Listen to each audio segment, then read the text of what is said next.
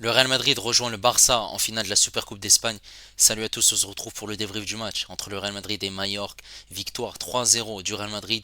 3 buts qui ont été inscrits par Bellingham à la 63e minute de jeu. Un contre son camp du défenseur de Mallorca, Valjean, à la 90e et 2 minutes de temps additionnel. Et Rodrigo qui a marqué ce troisième but à la 90e et 5 minutes de temps additionnel. Merci aux personnes qui étaient présentes avec moi en live pour suivre ce match. N'hésitez pas à liker et à vous abonner si vous êtes nouveau. On est parti pour les statistiques de cette rencontre qui sont en faveur du Real Madrid. 28 tirs, 11 tirs cadrés, 8 tirs seulement pour Mallorca, 0 tir cadré. 65% de possession de balle pour les Madrilènes, 35 pour Mallorca, 544 passes pour le Real Madrid, 283 pour Mallorca, précision de passe à 90% pour le Real Madrid, 81 pour Mallorca, 12 fautes pour le Real Madrid, 14 pour Mallorca, 2 cartons jaunes pour les Madrilènes. Il y a eu un hors-jeu pour Mallorca, 6 corners pour le Real Madrid et 1 pour Mallorca. Et là on est parti en image pour les 3 buts du match. Cette équipe du Real Madrid qui a joué avec ses titulaires habituels, Thibaut Courtois, Lucas Vazquez, Aurélien Tchouameni, Rudiger et Mendy. Au milieu de terrain, on avait Camavinga, Valverde et Bellingham. Et en attaque, on avait Vinicius à gauche, Rodrigo à droite et Mbappé en pointe. Voilà, pour cette équipe de Mallorca, c'était un 4-4-2. Et c'est cette équipe du Real Madrid qui va trouver la solution en deuxième mi-temps. Voilà, ils vont essayer tant bien que mal de trouver la solution en première mi-temps, mais c'était plutôt compliqué.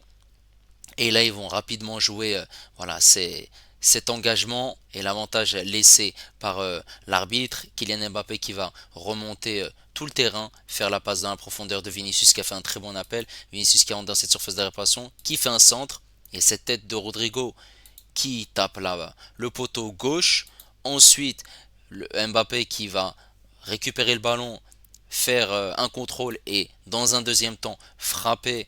Il va buter sur le gardien. Deuxième arrêt du gardien sur la même occasion. Et ensuite, Bellingham qui va récupérer le ballon. Cette fois-ci, il va prendre son temps et il va pouvoir tirer malgré, comme vous le voyez sur l'image, 4 joueurs qui sont devant la ligne à côté du gardien pour essayer de gêner et pourquoi pas contrer les frappes du Real Madrid. Cette fois-ci, Bellingham va prendre son temps et va mettre une frappe efficace et qui va tromper le portier de Mallorca et permettre au Real Madrid de mener dans ce match 1-0 désormais. La célébration de Jude Bellingham qu'on connaît.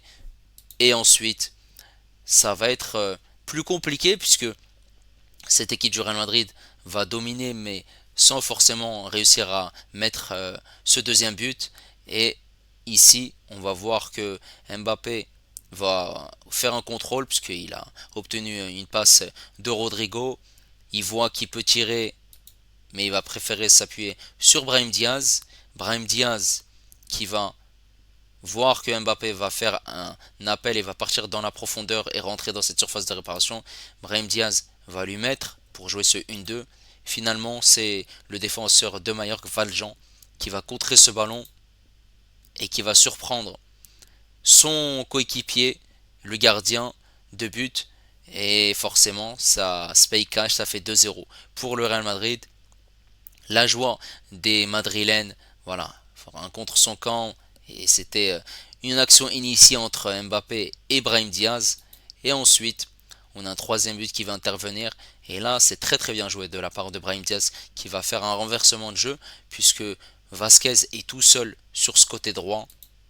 Vasquez va accélérer, il a de l'espace devant lui, il va partir et ensuite, avant de rentrer dans cette surface de réparation, il préfère faire un centre et on voit que Rodrigo est tout seul, il n'y a aucun joueur sur lui, il a juste à tirer dans le but et c'est qui fait 3-0 désormais pour le Real Madrid. Rodrigo qui est venu voir Lucas Vazquez pour le remercier de ce but et le Real Madrid va disputer cette finale de Supercoupe d'Espagne contre le Barça. On aura donc un classico en finale de Supercoupe d'Espagne. Cette équipe du Real Madrid qui a dominé toute cette rencontre, on a clairement vu une domination des Madrilènes face à une équipe de Mallorca qui a eu du mal, mais qui a essayé de contrer en première mi-temps voilà, toutes les occasions du Real Madrid. Faut féliciter quand même cette équipe de Mallorca, surtout le gardien Greif qui a fait pas mal de parades, pas mal d'arrêts. Et forcément, ils ont posé des difficultés à cette équipe du Real Madrid puisque voilà, cette équipe du Real Madrid n'arrivait pas à trouver les solutions, les espaces nécessaires pour pouvoir marquer, parce qu'ils ont eu pas mal d'occasions, vous voyez pas mal de permutations, que ce soit Vinicius, que ce soit Mbappé, que ce soit Rodrigo, voire même Bellingham. On voyait pas mal de frappes en dehors de la surface de réparation, notamment Kamavinga ou bien Tchouaméni, et c'était plus compliqué, puisque voilà, très peu d'espace, et forcément cette équipe de Majorque essayait de jouer en contre, mais c'était plus compliqué que prévu, puisqu'ils n'ont pas des joueurs de vitesse, et forcément ces Madrilènes récupéraient aussi très haut le ballon, avec beaucoup d'impact et d'agressivité aussi. Et cette deuxième mi-temps, bah, on a vu un début de deuxième mi-temps qui était le même que la première, sauf que c'était un peu plus mou. Et ensuite, voilà, il y a eu à un moment donné cette action de jeu qui, voilà, une action de jeu où il y a eu trois occasions qui ont ensuite emmené le but avec ce poteau de Rodrigo, cette frappe de Mbappé et ensuite ce but de Bellingham. Forcément, quand on encaisse ce premier but, sachant que toi, ton objectif, c'est de défendre et pourquoi pas aller à cette séance de turbut, hein, parce qu'il n'y a pas de prolongation en Super Coupe d'Espagne, et bah c'est plus compliqué que prévu. Et forcément, ils ont quand même défendu, ils ont quand même voilà, gardé ce score de 1-0. Le coach a décidé de faire rentrer un attaquant, Abdon, à la place de Rodriguez, pour essayer de jouer long, pourquoi pas avoir des situations.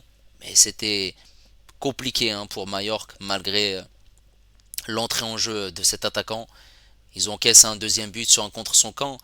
Voilà, c'est c'est dommage. Après, forcément, on s'est dit que cette équipe de Mallorca n'allait pas tenir la baraque hein, jusqu'au bout. Et ça, c'est voilà une occasion qui n'aurait pas encaissé hein, en début de rencontre, parce qu'ils étaient très très intelligents au niveau de leur marquage et au niveau de leur placement. Et après, bah, pour finir, ils encaissent un troisième but. Voilà, c'était terminé. Hein. Ils ont décroché et forcément, quand tu joues contre le Real Madrid, il faut être vigilant du début jusqu'à la fin. C'est-à-dire pendant 95 minutes, voire plus.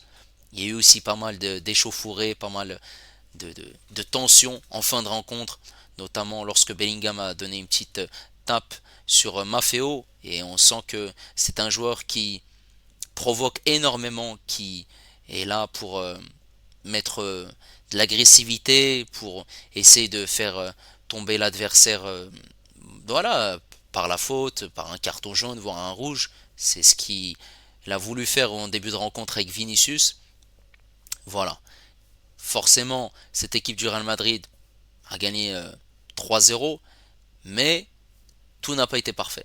Tout n'a pas été parfait et on va y venir avec la prestation des joueurs du Real Madrid. On va commencer par le portier belge Thibaut Courtois qui a fait un match impeccable, qui a été excellent.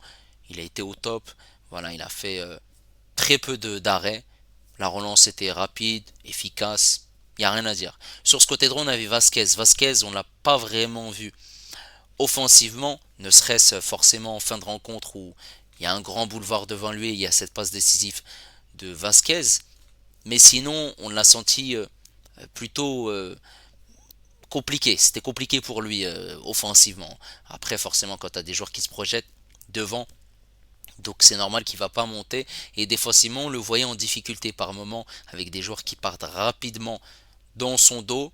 Je trouve que c'est un match plutôt moyen. Après, il y a cette passe décisive qui va donner une petite éclaircie à son match. Cette charnière centrale Chouamini-Rudiger. Elle a été au top, Rudiger toujours là pour mettre l'agressivité qu'il faut, l'impact qu'il faut, le bon placement. Il n'y a rien à dire, il a été au top. Il n'est pas tombé aussi dans le vice hein, de la provocation par ces joueurs de Majorque. Chouamini qui a été aussi intelligent, qui a aussi tenté sa chance en dehors de la surface de réparation. Voilà. Il y a eu cette frappe où le gardien a fait un arrêt. Voilà, il a été pertinent avant sa sortie puisqu'il avait reçu un coup d'un joueur de Majorque. Le staff médical du Real Madrid n'a pas voulu prendre de risque et Asensio est rentré à sa place. Il n'y a rien à dire. Sur ce côté gauche, Mendy.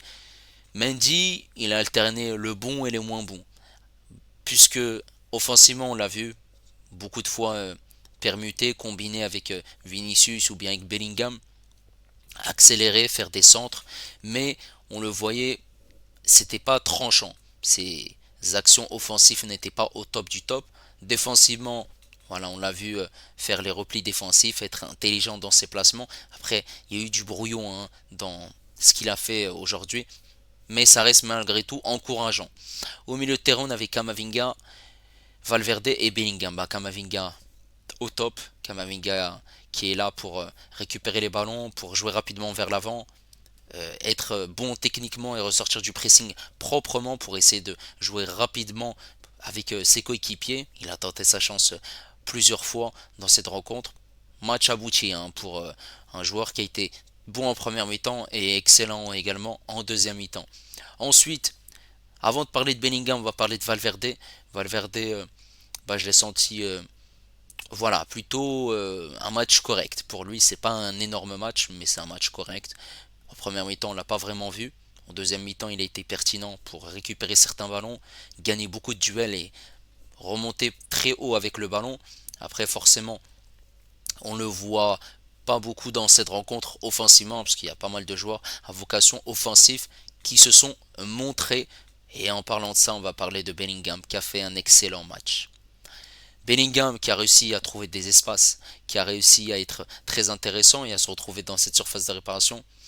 Il a marqué un bon but, puisque voilà, il se retrouve dans cette surface de réparation, il prend son temps pour marquer ce but, sachant qu'Mbappé, juste avant, il avait eu l'occasion de marquer ce but, mais il a buté face au gardien.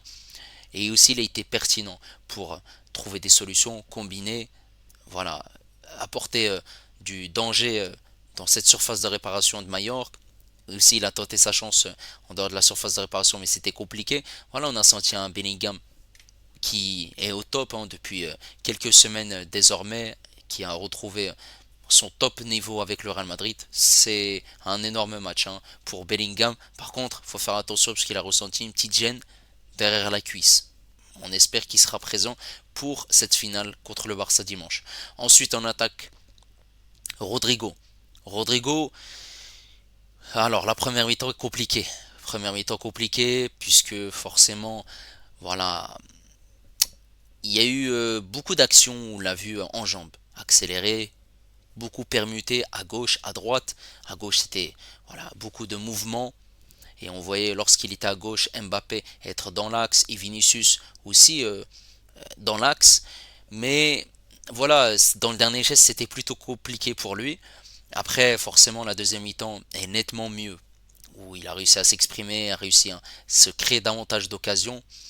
Il y a ce poteau où il y a cette action de jeu qui emmène le but hein, pour le 1-0 pour le Real Madrid.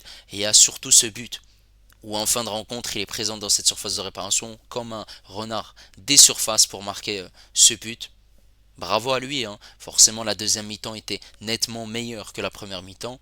Voilà, il fait malgré tout un match correct dans l'ensemble. Ensuite, sur ce côté gauche, Vinicius. Bah, j'ai trouvé que Vinicius, la première mi-temps est comme celle de Rodrigo. Il a essayé tant bien que mal de faire des différences, des dribbles, de trouver des solutions, de combiner avec Mbappé, de centrer, de mettre en difficulté ses joueurs de Majorque. Mais c'était compliqué pour lui dans le dernier geste. Deuxième mi-temps, on le voyait un peu mieux. C'est pas un gros match hein, pour Vinicius, c'est pas un match abouti hein, clairement. Voilà, on n'a pas vu un énorme Vinicius. Je trouve que c'est un match plutôt moyen pour lui. Peut-être il y en a qui vont me trouver dur avec Vinicius, mais je l'ai pas senti mettre en difficulté hein, cette équipe de Majorque. Après forcément son placement, il bougeait énormément avec Mbappé. On voyait Vinicius dans l'axe, Mbappé à gauche, et inversement, Vinicius à gauche, Mbappé dans l'axe. Il y a eu pas mal de combinaisons entre les deux joueurs. Voilà. Et Mbappé, bah, on voit que Mbappé retrouve des jambes. Certes, Mbappé n'a pas marqué, mais je trouve que Mbappé a été pertinent. Pertinent puisque on le voyait beaucoup bouger. Forcément, il est sur les deux buts. Le premier, voilà, il y a cette occasion où il tire et il bute sur ce gardien. Le deuxième, il y a cette passe de Rodrigo en retrait pour lui. Il fait cette passe pour Brahim Diaz. Il a voulu tirer, mais il n'a pas tiré. Et il se projette dans cette surface de réparation. Voilà, après, il y a eu ce contre son camp. Mais on voit Mbappé en mouvement. Mbappé qui essaie des dribbles. Certes, tout n'est pas réussi, mais il essaye de combiner, de trouver des solutions, de se projeter, de tirer. On voit petit à petit que Mbappé, voilà, arrive à trouver davantage de solutions, même si on sait que c'est pas un dribbleur, on sait que c'est pas un joueur qui va utiliser les dribbles pour faire la différence, mais plutôt sa vitesse. Moi, je trouve que c'est un match abouti pour Mbappé. Maintenant, il doit faire largement mieux et il le prouvera dimanche contre le Barça. On verra si cette équipe du Real Madrid prendra sa revanche contre le Barça puisqu'ils avaient perdu lors du Classico en championnat 4-0. N'hésitez pas à me dire ce que vous avez pensé de la prestation du Real Madrid. N'hésitez pas également à liker et à vous abonner si vous êtes nouveau. Et moi je vous dis à la prochaine. Ciao les amis.